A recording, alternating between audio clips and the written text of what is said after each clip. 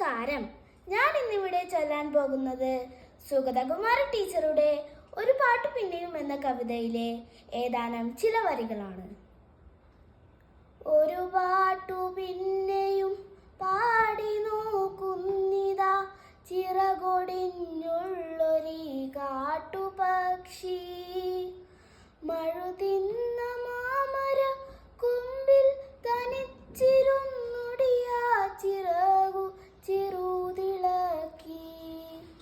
നോവുമെന്നോർത്തു പതുക്കെ അനങ്ങാതി ഭാവം പണിപ്പെട്ടു പാടിടുന്നു. ഇടരുമീ ഗാനമൊന്നേറ്റുപാടാൻ കൂടെ ഇണയില്ല, കൂട്ടിന്നു കിളികളില്ല.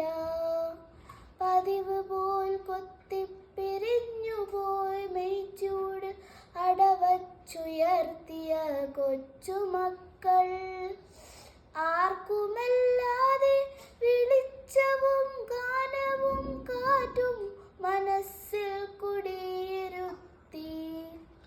വരവായൊരന്തിയെ കണ്ണാലൊഴിഞ്ഞുകൊണ്ടൊരു കൊച്ചുരാപ്പു ഉണർന്ന നേരം ഒരു പാട്ടുകൂടി